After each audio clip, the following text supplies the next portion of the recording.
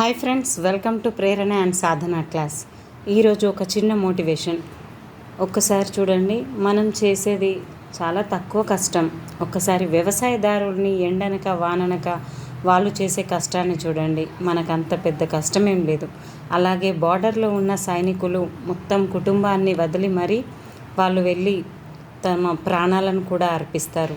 అదేవిధంగా ఎన్నో రకాల వృత్తులు, చిన్న చిన్న వృత్తులు చేసుకునే వాళ్ళు, ఎండలో వానలో, అదేవిధంగా మూటలు మోసేవాళ్ళు, ఇలా ఎన్నో రకాల వృత్తుల్లో చాలా కష్టాలను మనం చూస్తూనే ఉంటాం. ఫ్యాక్టరీలలో చేసే వర్కర్స్ కానీ, అంతకంటే కష్టమైన పని మనమేం చేయడం లేదు అని అనుకుంటున్నాను, కేవలం చదవడం తప్ప. కాబట్టి ఈ చదువు పైన దృష్టిని సారిస్తూ ఖచ్చితంగా మీ లక్ష్యాన్ని చేరుకుంటారు అని ఆశయంతో స్వతంత్రానంతరం విద్యా విధానం గురించి పిఐఈలో భాగంగా ఏముంది కొద్దిసేపు డిస్కస్ చేద్దాం. మరి అంతకుముందు మనం స్వతంత్రానికి పూర్వం విద్యా విధానాన్ని గురించి తెలుసుకున్నాం. ఇప్పుడు స్వతంత్రానంతరం విద్యా విధానం గురించి తెలుసుకుందాం. విశ్వవిద్యాలయాల కమిషన్ 1948-49 మధ్యలో, అంటే మనకు స్వాతంత్రం వచ్చిన 47లో వచ్చింది కదా, 1 ఇయర్కే 48-49లో రాధాకృష్ణన్ కమిషన్. దీన్ని ఎలా గుర్తుపెట్టుకోవాలి మరి? రాధాకృష్ణన్ అంటే మనకు కృష్ణుడు, అంటే దేవుడు. వెంటనే మనకి స్వాతంత్రం రాగానే దేవుడిదే వచ్చింది అన్నట్టుగా గుర్తుపెట్టుకోండి. సర్వేపల్లి రాధాకృష్ణన్ గారు. ఈయనకి మనకి చాలా దగ్గర సంబంధం ఉంటుంది. ఎందుకంటే మనం టీచర్స్ డే చేసుకుంటాం కదా సెప్టెంబర్ 5న.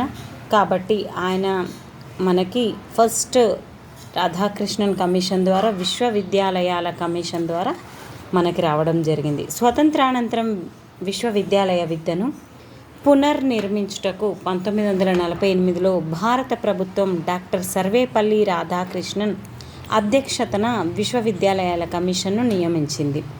రాధాకృష్ణన్ సిఫార్సుల మేరకు మరి ఏంటి ముఖ్యమైనవి? విశ్వవిద్యాలయ ఉపాధ్యాయులను 3 రకాలుగా వర్గీకరించారు. ఎన్ని రకాలు? 3 రకాలు. 1 ప్రొఫెసర్, 2 రీడర్, 3 లెక్చరర్.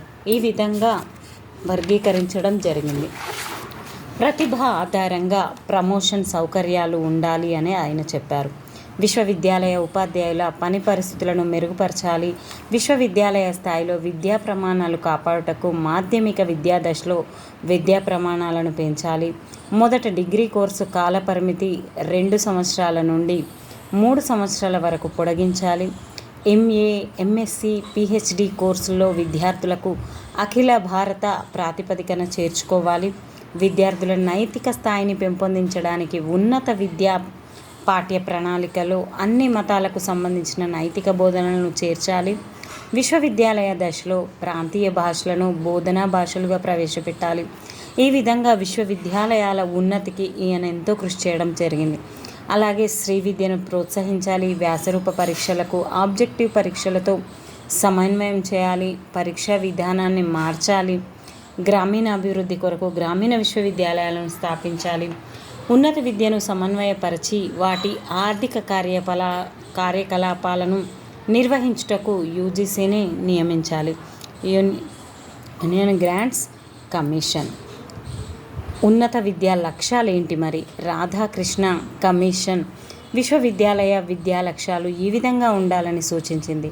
రాజకీయం, పరిపాలన, వాణిజ్యం, వ్యాపారం, వ్యవసాయం, పరిశ్రమలు మొదలగు రంగాలకి కావలసిన నాయకత్వాన్ని తయారు చేయటం, మన నాగరికతను, సంస్కృతిని కాపాడుట, అభివృద్ధి చేయుట, నైతిక విలువలను పెంపొందించుట, విద్యార్థులకు పౌరసత్వ శిక్షణ, నూతన భావాలను కలగజేయుట, విద్యార్థులలో శారీరకంగా మానసికంగా అభివృద్ధి చేయుట, అదేవిధంగా విద్యార్థుల్లో అంతర్జాతీయ తత్వాన్ని పెంపొందించుట. ఈ విధంగా ఉన్నత విద్యా లక్ష్యాలు అనేవి ఉండాలి. అదేవిధంగా నెక్స్ట్ వచ్చిన కమిషన్ మొదలియార్ కమిషన్ 1952-53 మొదలైంది. ఇంకా 52కు కేంద్ర విద్యా సలహా బోర్డు CABI నియమించిన రెండవది మొదలియార్ కమిషన్. దీనినే సెకండరీ విద్యా కమిషన్ అని కూడా అంటారు. స్వతంత్రానంతరం విద్యా విధానంలో ఆశించిన మార్పులకు అనుగుణంగా సెకండరీ విద్యలో మార్పులు తీసుకురావడానికి 1952లో లక్ష్మణ స్వామి మొదలియార్. ఇక్కడ కూడా లక్ష్మణ్ ఉన్నాడు. ఇందాక రాధాకృష్ణ కృష్ణుడు వచ్చాడు, ఇప్పుడు లక్ష్మణుడు వచ్చాడు. యూనివర్సిటీ వైస్ ఛాన్సలర్ అధ్యక్షుడిగా డాక్టర్ చారి, భారత ప్రభుత్వ విద్యాశాఖలోని అధికారి కార్యదర్శిగా 8 మంది సభ్యులతో కమిషన్ను నియమించడం జరిగింది. మొదలియార్ కమిషన్ విద్యా నిర్మితిని 5+3+4+3గా అనగా 1 నుంచి 5వ తరగతి వరకు ప్రాథమిక స్థాయిగా, 6 నుంచి 8 వరకు సెకండరీ స్థాయిగా, 9 నుండి 12 వరకు హయ్యర్ సెకండరీ, తర్వాత 3 సంవత్సరాలు డిగ్రీ స్థాయిగా నియమించింది. ఇది చాలా ఇంపార్టెంట్ ఫ్రెండ్స్. మొదలియార్ కమిషన్లో 5+3+4+3 బోధన శాస్త్రీయ పద్ధతిలో జరగాలని, హయ్యర్ సెకండరీ వరకు మాతృభాషలోనే బోధన సాధించాలని సూచించింది. హిందీని తప్పనిసరి చేయాలని ప్రతిపాదించింది. ఎందుకంటే హిందీ అనేది జాతీయ భాష కాబట్టి కంపల్సరిగా హిందీ అనేది ఉండాలి అని చెప్పింది. 12వ తరగతి పూర్తయిన తర్వాత వృత్తి విద్యా కోర్సులను అంటే మెడికల్ ఇంజనీరింగ్ కోర్సులకు అర్హులుగా నిర్ణయించింది. సెకండరీ స్థాయిలోనే సాంకేతిక విద్యా బోధన ప్రారంభించాలని సూచించింది. కంపార్ట్మెంట్ పరీక్షలు నిర్వహించాలని సూచించింది. బహుళార్థ సాధక పాఠశాలను నెలకొల్పాలని చెప్పింది. ఇంటర్మీడియట్ బదులు ఉన్నత మాధ్యమిక విద్యా విధానం ఉండాలి. సాంకేతిక పరిశ్రమ పాఠశాలను బహుళ సంఖ్యలో పరిశ్రమలకు దగ్గరలో స్థాపించాలి. వికలాంగులు, వెనుకబడిన వారి కోసం పాఠశాలలను స్థాపించాలి.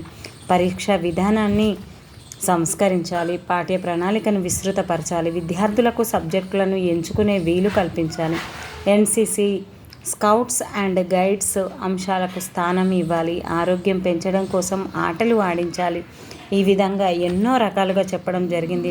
ఉపాధ్యాయుల అర్హతలను, జీతం, సర్వీసు నిబంధనల గురించి సూచనలు కూడా చేశారు. నెక్స్ట్ వచ్చిన కమిషన్ అలాగే విద్యార్థులకు మార్గదర్శక కేంద్రాలను కూడా ఏర్పాటు చేయాలని చెప్పారు. నెక్స్ట్ వచ్చిన కమిషన్ కొఠారి కమిషన్ 1964 నుండి 66కు. అయితే స్వాతంత్రానంతరం మొదట 1948లో విశ్వవిద్యాలయ విద్యలో సంస్కరణలు చేపట్టిన తర్వాత 1952 సెకండరీ విద్యలో మార్పులను చేసిన చాలా కాలానికి ప్రాథమిక విద్యా విధానంలో సంస్కరణలు చేపట్టింది. 1964లో మొత్తం విద్యా వ్యవస్థలో మార్పులు సూచించడానికి నియమించిన కొఠారి కమిషన్ జాతీయ నూతన విద్యా విధానం రూపొందించడానికి దోహదపడింది. చాలా ఇంపార్టెంట్ ఫ్రెండ్స్. దేనికి జాతీయ నూతన విద్యా విధానాన్ని రూపొందించడం దేని ఆధారంగా అంటే 1964 నుంచి 66లో ఉన్న కొఠారి కమిషన్ ద్వారా. దీని జాతీయ విద్యా విధానం అనేది 1968లో వచ్చింది. కొఠారి కమిషన్ జూన్ 29, 1906న ప్రభుత్వానికి నివేదిక సమర్పించింది.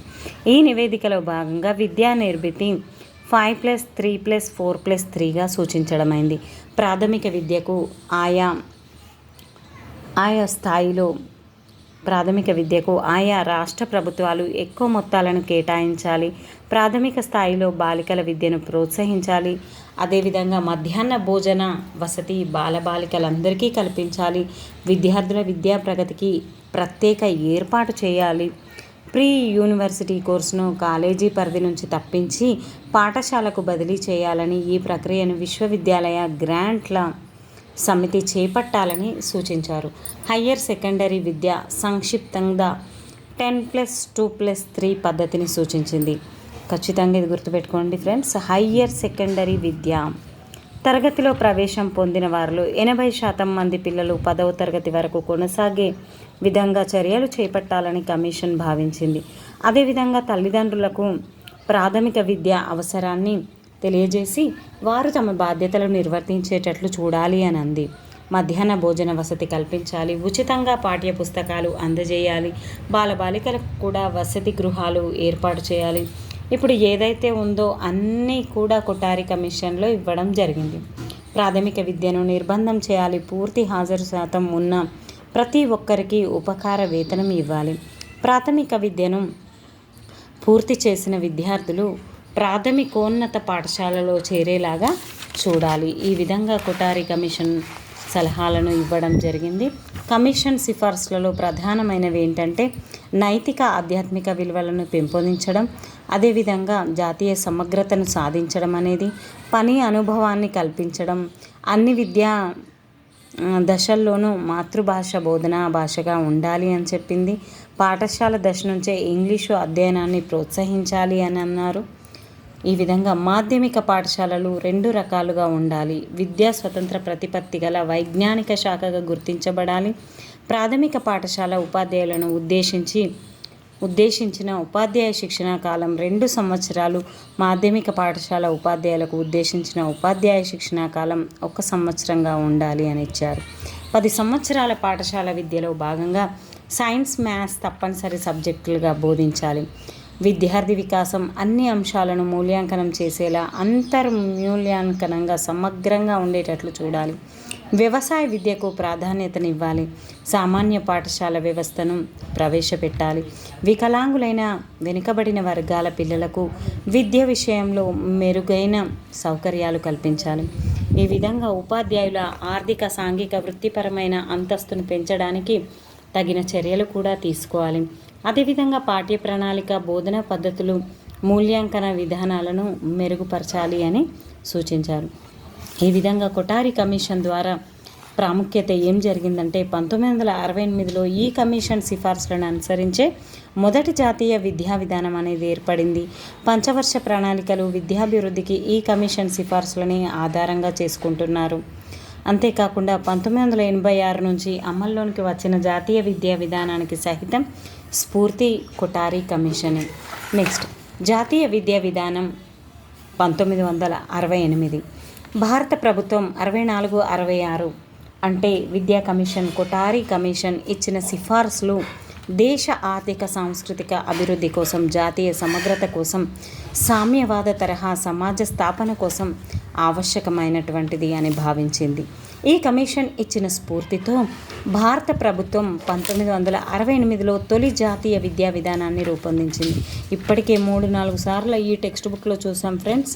ఖచ్చితంగా ఇది వస్తుందేమో అని నా 6th సెన్స్ చెప్తుంది. ఈ క్రింది సూత్రాల ప్రకారం కృషి చేయాలని 1968 విద్యా విధానంలో పేర్కొనడం జరిగింది. నిర్బంధ ఉచిత ప్రాథమిక విద్య.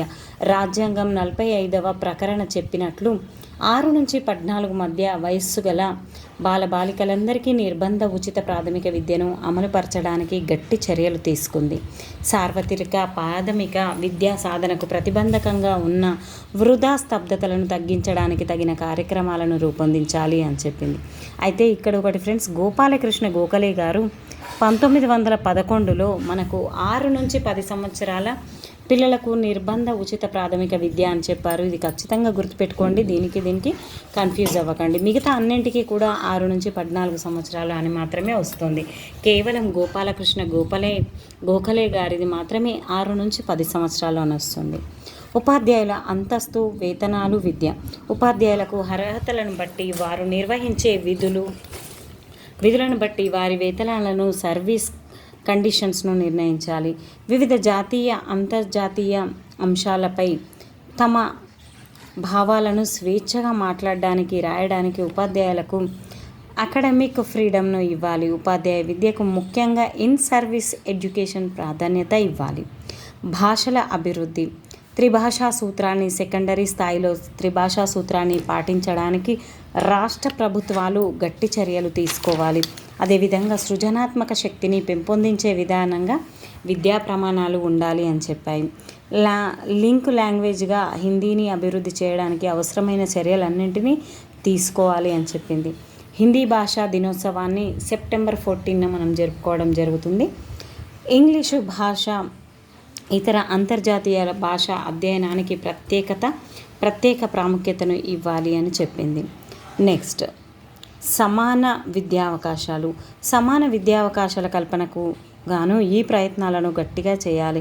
గ్రామీణ, ఇతర వెనుకబడిన ప్రయత్నాలను గట్టిగా చేయాలి. గ్రామీణ, ఇతర వెనుకబడిన ప్రాంతాల్లో మంచి విద్యా సౌకర్యాలను కల్పించి విద్య విషయంలో ఉన్న ప్రాంతీయ అసమానతలను తగ్గించాలి.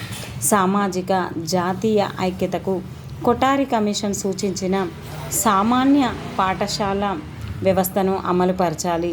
అన్ని సాధారణ పాఠశాలల్లో విద్యా ప్రమాణాలను పెంచడానికి చర్యలు తీసుకోవాలి. ముఖ్యంగా గిరిజనులు, ఇతర వెనుకబడిన తరగతుల వారిలో విద్యా వికాసానికి మరిన్ని చర్యలు చేపట్టాలి. శారీరక మానసిక వికలాంగులైన పిల్లల విద్యా అవకాశాలను విస్తరించాలి. వికలాంగులైన పిల్లలు సామాన్య పాఠశాలల్లో చదవడానికి సమగ్ర విద్యా కార్యక్రమాలను కూడా అందించాలి. అంతేకాకుండా ప్రతిభను గుర్తించాలి. ప్రతిభకు సానపెట్టడానికి తొలి వయస్సులోనే పిల్లలు వివిధ రంగాల్లో చూపే ప్రతిభను గుర్తించి ఆయా రంగాల్లో వారు అభివృద్ధి చెందే అవకాశాలను కల్పించాలి. పని అనుభవం మరియు జాతీయ సేవ అంటే విద్యలో పని అనుభవం, జాతీయ సేవ అంతర్భాగంగా చేసే పిల్లలు సముదాయ సేవ, జాతీయ పునర్నిర్మాణం వంటి కార్యక్రమాల్లో పాల్గొనేటట్లు చూడాలి. విజ్ఞాన శాస్త్ర విద్య మరియు పరిశోధన జాతీయ ఆర్థిక అభివృద్ధిని వేగవంతం చేయడానికి విజ్ఞాన శాస్త్ర విద్య, పరిశోధనలు అత్యధిక ప్రాధాన్యతనిస్తాయి. కాబట్టి పాఠశాల దశ చివరి వరకు విజ్ఞాన శాస్త్రం, గణిత శాస్త్రాలను సాధారణ విద్యలో భాగంగా ఉండాలి అని చెప్పారు. వ్యవసాయ పారిశ్రామిక విద్య, వ్యవసాయ రంగం కూడా అభివృద్ధి చెందాలి. ఏ విధంగా అంటే సాంకేతిక రంగంలో అభివృద్ధి చెందే విధంగా పాఠశాలల్లోనే వీరికి నైపుణ్యాన్ని కల్పించాలి. పుస్తకాల ప్రచురణ తక్కువ ధరకు పాఠశాల, యూనివర్సిటీ స్థాయిలో నాణ్యమైన పుస్తకాలను ప్రచురించాలి. పరీక్షలు విశ్వసనీయత, సప్రమాణత ఉండేలా పరీక్షలను సంస్కరించాలి. మూల్యాంకనం ఒక నిరంతర ప్రక్రియగా ఉండాలి. మాధ్యమిక విద్య అంటే మూల్యాంకనం ఒక నిరంతర ప్రక్రియ అంటే కేవలం ఎగ్జామ్స్ టైంలోనే కాకుండా డైలీ క్షణక్షణం వారి మూల్యాంకనాన్ని పరీక్షిస్తూనే ఉండాలి. విశ్వవిద్యాలయ విద్య అదేవిధంగా మాధ్యమిక విద్య సామాజిక మార్పుకు అనుకూలంగా మాధ్యమిక దశ అనేది ఉండాలి.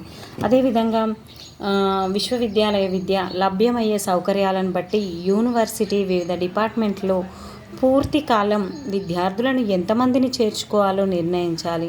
నిధులు సమకూర్చుకున్న తర్వాత విద్యా ప్రమాణాలు కాపాడేలా సరైన జాగ్రత్తలు తీసుకున్న తర్వాతే కొత్త యూనివర్సిటీలు అనేటివి స్థాపించాలి. సెంటర్స్ ఆఫ్ అడ్వాన్స్డ్ స్టడీస్లను బలోపేతం చేయాలి. పార్ట్ టైం విద్య మరియు కరస్పాండెంట్ కోర్సులు కూడా ఈ విద్యలో ఇటువంటి విద్యను పూర్తికాలపు విద్యతో సమానంగా పరిగణించాలి. అక్షరాస్యత, వ్యాప్తి మరియు వయోజన విద్య అక్షరాస్యత అనేది ఎక్కువ కావాలి అంటే జాతీయ అభివృద్ధిని వేగవంతం చేయడానికి నిరక్షరాస్యతను నిర్మూలించాలి.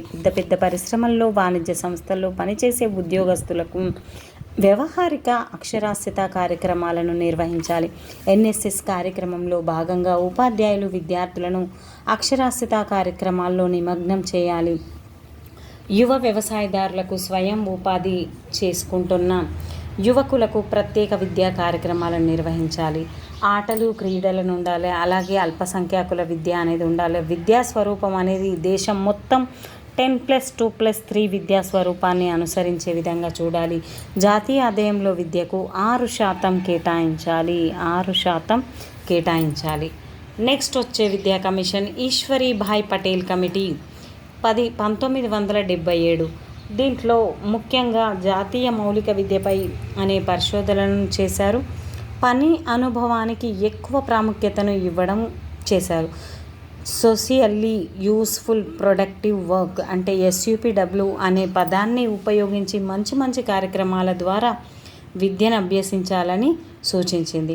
1968 జాతీయ విద్యా విధానంలో ప్రతి 5 సంవత్సరాలకు ఒకసారి మన విద్యా విధానాన్ని సమీక్షించాలని సూచించారు. ఈ రెండు చాలా ఇంపార్టెంట్ ఫ్రెండ్స్. 5 సంవత్సరాలకు ఒకసారి ఇది ప్లస్ SUPW అంటే పని అనుభవాన్ని కల్పించాలి అని చెప్పడం. అయితే ఈ దశన చాలా కాలం చర్యలేమీ తీసుకోలేదు. 1977లో జనతా ప్రభుత్వం అధికారంలోనికి రాగానే 1968 జాతీయ విద్యా విధానం, 1966 కొఠారి కమిషన్ సిఫార్సుల అమలు తీరుతెన్నులను పరిశీలించి మన విద్యా విధానాన్ని పటిష్టపరచడానికి తీసుకోవాల్సిన విధి విధానాలను సూచించమని 1977లో ఆనాటి కేంద్ర ప్రభుత్వం ఈశ్వరీభాయ్ పటేల్ రివ్యూ కమిటీని నియమించింది. కమిటీ సిఫార్సులు ఏంటి మరి? నియత అనియత పద్ధతిలో జరగాలి. విద్యార్థుల అవసరాల ప్రాతిపదికపై తగ్గిన మార్పులు చేయడానికి అనుగుణంగా ఉండాలి. పని అనుభవం ముఖ్య స్థానం పొందాలి. ఎందుకంటే 1937లో బేసిక్ విద్యా విధానం, దీన్ని వార్దా కమిషన్ అని అంటారు, మహాత్మా గాంధీ గారు రూపొందించారు. అంతేకాకుండా కొఠారి కమిషన్ ఆమోదించిన పని అనుభవం కూడా చెబుతూ ఉంది. పని అనుభవం అనటం కన్నా సాంఘికోపయోగ ఉత్పాదక కృత్యాలు అనడం చాలా మంచిది అని చెప్పారు. ఇదివరకు ఉన్న వారానికి 3 గంటల కేటాయింపును పెంచి 6 గంటలకు చేయాలి అని సిఫారసు చేశారు. ఈ విధంగా పని అనుభవాన్ని కల్పించాలి. అలాగే ఉపాధ్యాయులకు బోధనోపకరణాలు, కరదీపికలను ప్రోత్సహించాలి. అదేవిధంగా ప్రయోగశాలలు తప్పక ఉండాలి అని చెప్పారు. స్టాగ్నేషన్, వృధా వ్యయాలను తగ్గించాలి. ఆంగ్ల భాష బోధన 8వ తరగతి నుంచి ప్రవేశపెట్టాలి అని చెప్పారు. SUPWతో పాటు సమాజ సేవా కార్యక్రమాలను పాఠశాల కరికులంలో ప్రముఖ స్థానం కల్పించాలి అన్నారు. ఆయా ప్రాంతాలలో ఎక్కువగా ఉన్న వృత్తులకు సర్వే చేసి దానికి తగిన వృత్తి విద్యా కార్యక్రమాలను చేపట్టాలి. ప్రభుత్వంపై సూచనల కొన్నింటిని మాత్రమే అమలు చేసింది ఈశ్వరీబాయి పటేల్ కమిటీ. 1 నుంచి 10 తరగతుల వరకు ఇంటి పనిని 5వ తరగతి వరకు ఇవ్వనవసరం లేదు అని చెప్పారు. ఉపాధ్యాయులకు బోధనా గైడ్లు, బోధనోపకరణాలు అవసరం అని చెప్పారు. ఈ విధంగా 1992 జాతీయ విద్యా విధానం లేదా 1986 జాతీయ విద్యా విధానానికి చేసిన మార్పులు సవరించబడిన జాతీయ విద్యా విధానం అంటారు 1992. మరి ఏం సవరించారు? 10+2+3 విద్యా స్వరూపాన్ని దేశవ్యాప్తంగా ఆమోదించారు గనక 5 సంవత్సరాల ప్రాథమిక విద్య, 3 సంవత్సరాల ఉన్నత ప్రాథమిక విద్య, 2 సంవత్సరాల హై స్కూల్ విద్య ఉండేటట్లు చర్యలు తీసుకోబడతాయి. దేశవ్యాప్తంగా +2 స్థాయిని పాఠశాల విద్యలో అంతర్భాగంగా చేపట్టడానికి ప్రయత్నం జరిగింది. ఎస్సీలకు విస్తృత విద్యా సౌకర్యాలు కల్పించారు. ఈ విధంగా నూతన అక్షరాస్యులను సమగ్ర అక్షరాస్యత అనంతరం కార్యక్రమాలను అమలు చేశారు. 15 నుంచి 35 సంవత్సరాల వయస్సులో ఉన్న నిరక్షరాస్యతను నిర్మూలించడానికి సామూహిక అక్షరాస్యత కార్యక్రమాలను కూడా నిర్వహించారు. పేదరిక నిర్మూలన, జాతీయ సమగ్రత, చిన్న కుటుంబ ప్రమాణాన్ని పాటించడం వంటి జాతీయ లక్ష్యాలలో NLM కార్యక్రమాలను అనుసంధానం కూడా జరుగుతుంది. అనియత విద్యా పథకాన్ని మరింతగా బలపరచడం, విస్తృతం చేయడం జరిగింది. సాధ్యమైనన్ని ఎక్కువ సెకండరీ స్కూళ్ళలో కంప్యూటర్ లిటరసీ ప్రోగ్రాన్ని కూడా ప్రవేశపెట్టారు.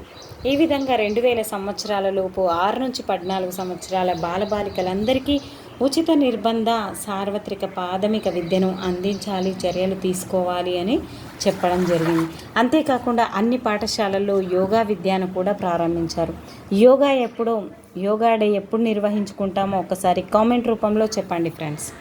తదనుగుణంగా టీచర్లను తయారు చేయాలి. జాతీయ పరీక్ష సంస్కరణల స్వరూపాన్ని తయారు చేయాలి. జాతీయ ఆదాయంలో విద్యకు కేటాయించిన 6% పెంచాల్సి వచ్చింది.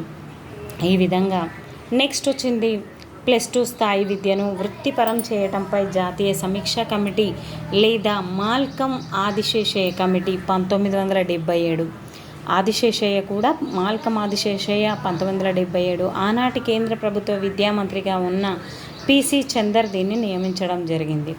ఈ కమిటీ యొక్క ముఖ్య సిఫార్సులు ఏంటంటే ఉన్నత మాధ్యమిక విద్యా స్థాయి, 2 విధాలైన విద్యా ప్రమాణాలు ఉండాలి. సాధారణ విద్యా ప్రణాళిక, ఔద్యోగిక విద్యా ప్రణాళిక అంటే వొకేషనల్ స్పెక్ట్రమ్. సాధారణ విద్యా ప్రణాళికలో 15% సమయాన్ని, ఒక భాషాధ్యాయానికి 15% సమయాన్ని ప్రతి ఒక్కరు తప్పనిసరిగా పాల్గొనేటట్లుగా SUPW ఉండాలి అని చెప్పారు.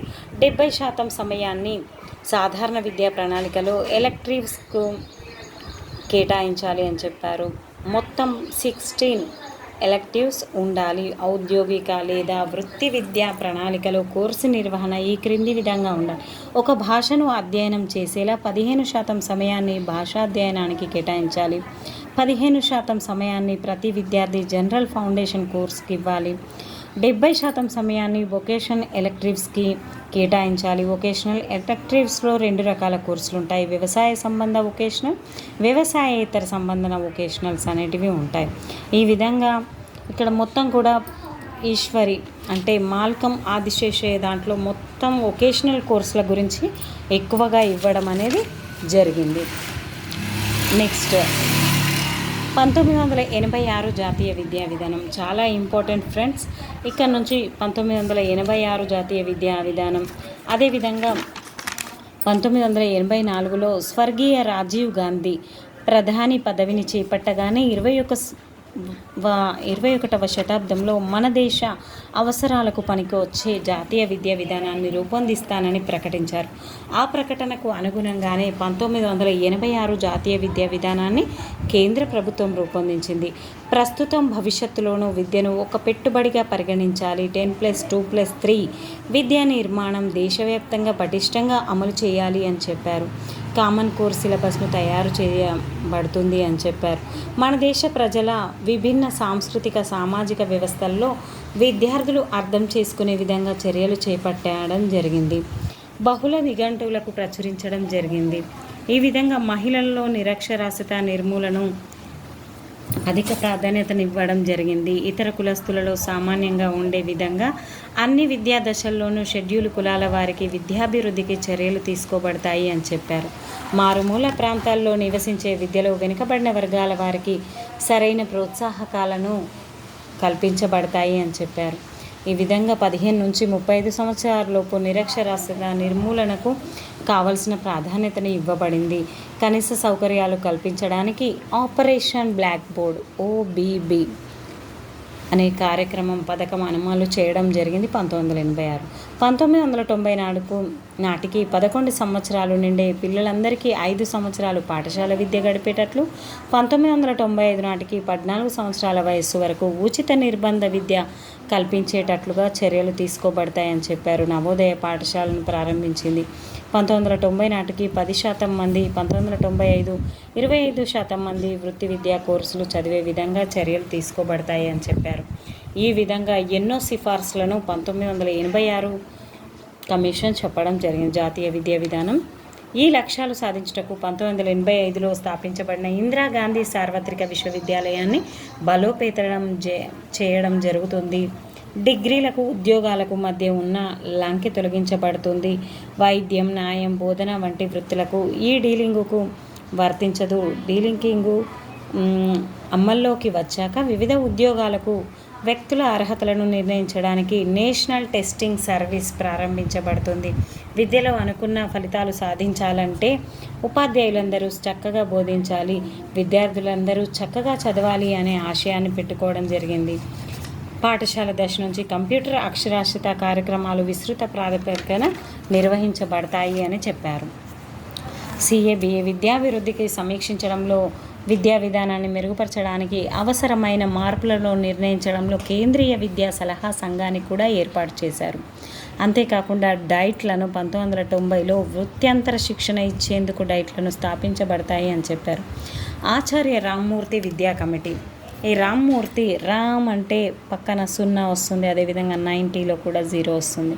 1990 1986 జాతీయ విద్యా విధానం అమల్లోనికి వచ్చింది. మారుతున్న కాలానికి అనుగుణంగా కొత్తగా ఉత్పన్నమవుతున్న సమస్యలకు సమాధానాలను అన్వేషించే విధంగా విద్యను సార్వజనీనం చేసే విధంగా ఈ విద్యా విధానం ఉండాలి అని మెకాలే సృష్టించిన బానిస విద్యా విధానాన్ని విడనాడవలసిన సమయం ఆసన్నమైందని ఈ విద్యా విధానకర్తలు పేర్కొన్నారు. 1990 మే నాటికి ఈ విద్యా విధానం అమలు జరిగి 4 ఏళ్ళు అయింది. అనుకున్న ఆశయాలు మాత్రం సాధింపబడలేదు. అందువలన భారత ప్రభుత్వం 1986 జాతీయ విద్యా విధానాన్ని సమీక్షించడానికి ఆచార్య రామ్మూర్తి అధ్యక్షతన ఒక కమిటీని ఏర్పాటు చేశారు. చూడండి, మళ్ళీ రాముడు రావడం జరిగింది.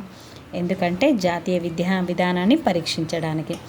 ఈ కమిటీ తన సిఫార్సులను కేంద్ర ప్రభుత్వానికి 1991 జనవరిలో సమర్పించింది. రామ్మూర్తి సిఫార్సులు మరి సమగ్రము, పరిపూర్ణము అయిన దృష్టి నుంచి విద్యా విధానాన్ని పరిశీలించి నియత, అనియత విద్య, వృత్తి విద్య, సాధారణ విద్య, సాంకేతిక విద్య అనేటటువంటి తారతమ్యాలు లేకుండా మౌలికమైన మార్పులు చేయాలి. మనిషిని జాతీయ వనరుగాను, లాభదాయకమైన ఆస్తిగాను చూడకుండా అతనిలోని మానవత్వను మేల్కొల్పి ఉదారునిగా, ఉదాత్త వ్యక్తిగా, సాంస్కృతిక శక్తిగా, సంఘం పట్ల, దేశం పట్ల తన బాధ్యతను గుర్తెరిగేవాడిగా తీర్చిదిద్దడానికి విద్యా విధానం దోహదం చేయాలి అని చెప్పింది. అనియత విద్యా విధానం పనిపాటలు చేసుకునే పేద పిల్లలకు వేరే అనియత విద్యా విధానం అమలుపరచడం కంటే పాఠశాలను నియత విద్యా కేంద్రాలుగా రూపొందించడం మంచిది అని చెప్పింది. ఈ విధంగా ఎన్నో సిఫార్సులను కామన్ స్కూల్స్ సిస్టమ్స్ను ప్రవేశపెట్టాలి అని చెప్పారు. 9 నుంచి 12 వరకు అన్ని తరగతుల్లో వృత్తి విద్యా బోధనను చేపట్టాలి అని చెప్పారు. వార్షిక పరీక్షలు పెట్టే ఆచారాన్ని క్రమంగా తీసివేసి విద్యార్థి అభివృద్ధిని ఎప్పటికప్పుడు అంచనా వేయడానికి నిరంతర మూల్యాంకన పద్ధతిని అనుసరించాలి అని చెప్పారు. ఈ విధంగా ఎన్నో రకాల సిఫార్సులను ఇక్కడ ఇవ్వడం జరిగింది ఫ్రెండ్స్. జనార్దన్ విద్యా కమిటీ, జనార్దనుడు రావడం జరిగింది 1991. ఆచార్య రామ్మూర్తి రిపోర్టుని పరిశీలించి దానిలో ఆచరణాత్మక సూచనలను విశ్లేషించడం జరిగింది. 16 మంది సభ్యులతో కూడిన జనార్దన్ రెడ్డి అధ్యక్షతన ఉన్నతాధికార సమీక్ష సంఘాన్ని ఏర్పాటు చేసింది. 1992లో సిబిఎస్ఈకి సమర్థించిన శ్రీ జనార్దన్ రెడ్డి కమిటీ నివేదిక ప్రకారం 21వ శతాబ్దంలో కాలు పెట్టక ముందే దేశంలో ప్రతి వ్యక్తి అక్షరాస్యుడు కావాలి. 14 సంవత్సరాల వయస్సులోపు బాలబాలికలందరికీ నిర్బంధోచిత ప్రాథమిక విద్య అందాలి. ప్రతి విద్యార్థి ఇంటికి కిలోమీటర్ దూరంలో ప్రాథమిక పాఠశాల ఉండాలి. మధ్యలో చదువు మానివేసిన పిల్లలకు పాఠశాలకి దూరంగా పని పాటలలో నిమగ్నమైన పిల్లలకు అనియత విద్యా బోధన ద్వారా విద్యావంతులను చేయాలి అని చెప్పడం జరిగింది. 1 నుంచి 5 తరగతుల మధ్య చదువు మానేసిన పిల్లల సంఖ్యను 40% నుంచి 20%, 1 నుంచి 8 తరగతుల మధ్య చదువు మానేసిన పిల్లల సంఖ్యను 60% నుంచి 40%కి తగ్గించాలి. ప్రాథమికోన్నత పాఠశాలల నిష్పత్తి 1:4 నుంచి 1:2కి పెంచాలి. నిర్బంధోచిత ప్రాథమిక విద్యా కార్యక్రమాలు, వయోజన విద్యా కార్యక్రమాలు రెండూ కలిసి ఈ విధంగా కలిసికట్టుగా అంతర్భాగం కావాలి అని చెప్పాయి. ఆపరేషన్ బ్లాక్ బోర్డ్ పథకాన్ని ప్రాథమికోన్నత స్థాయికి కూడా విస్తరించాలి అని చెప్పింది. స్కూల్ బ్యాగు చదువులపై యశ్పాల్ కమిటీ సిఫార్సులు 1992. ఆర్కే నారాయణ గారు ఒక బస్తా బరువును తగ్గని స్కూల్ బ్యాగును రాజ్యసభ మధ్యలో సభ్యులందరికీ తెరిచి చూపించి, ఈ బరువు ఎంత ఉంది, వీళ్ళు స్కూల్కి వెళ్తున్నారా లేదా, బడి బ్యాగుల మీద బ్యాగులు మోసుకొని ఒక ఇంత బరువైన బ్యాగులను ఏ విధంగా మోసుకెళ్తారు అన్నట్టుగా అతను 8 మంది సభ్యులతో కూడిన ఒక సమీక్ష కమిటీని 1992లో నియమించింది. ఈ కమిటీకి యూజీసీ మాజీ చైర్మన్ యశ్పాల్ అధ్యక్షులుగా వ్యవహరించారు. ఈ కమిటీ తన సిఫార్సులను కింద కేంద్ర మానవ వనరుల అభివృద్ధి మంత్రికి జూలై 22, 1993న సమర్పించింది. ఈ కమిటీ నివేదిక తర్వాత చతుర్వేది కమిటీ సమీక్షించింది. ఈ విధంగా స్కూల్ బ్యాగులపై వచ్చిన కమిటీయే 1992 యశ్పాల్ కమిటీ. దీంట్లో ఉన్న ముఖ్యాంశాలు ఏంటంటే, ఒకవేళ ఈ దశలో హోంవర్క్ ఇవ్వదలిస్తే అది పాఠ్య గ్రంథేతరంగా ఉండాలి తప్ప హోంవర్క్ విధిగా ఉండకూడదు అని ఇవ్వడం జరిగింది. సిబిఎస్ఈ పాఠ్య ప్రణాళికను అనుసరించి అవకాశాన్ని కేంద్రీయ మరియు నవోదయ పాఠశాలను మాత్రమే పరిమితం చేయాలి అని చెప్పింది. రాష్ట్ర స్థాయిలో సిలబస్ భారం తగ్గించడానికి ఇది చాలా అవసరం. బుక్స్లో ఉన్న మ్యాటర్ని తగ్గించకుండా వాటి బరువుని తగ్గించే విధంగా చేశారు. పూర్వ ప్రాథమిక విద్యా సంస్థల చిన్నారులకు వ్రాయటం, చదవడం, అంకగణితం నేర్పించడం అతిగా చేస్తున్నాయని, ఇలా చేయడం ఒక రకంగా పిల్లలపై హింసను ప్రయోగించడమేనని, ఈ సంస్థలు ఇలా చేయడాన్ని అనుమతించరాదని నివేదిక కూడా ఇచ్చింది.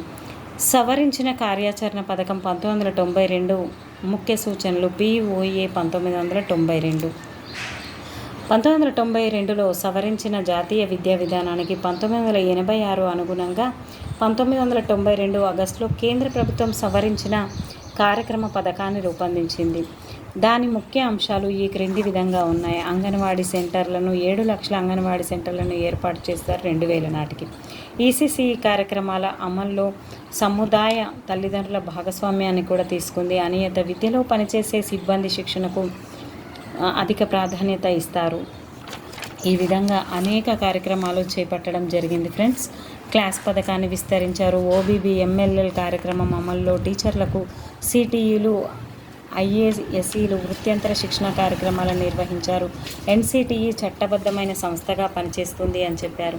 సమకాలీన విద్య విషయాలు ఈ విధంగా సార్వజనీన ప్రాథమిక విద్యను సాధించడం, మాధ్యమిక విద్యను వృత్తిపరం చేయడం, ఉన్నత విద్యను ప్రజాస్వామీకరించడం, ఇలాంటి ఎన్నో దూర విద్యా కార్యక్రమాలను పెంపొందించడం, విద్యార్థి కేంద్రీకృత విద్యను రూపొందించడం, కనీస అభ్యసన స్థాయిలను సాధించడం ఈ విధంగా ఇవ్వడం జరిగింది ఫ్రెండ్స్. ఇది ఒక్కసారి గమనించండి.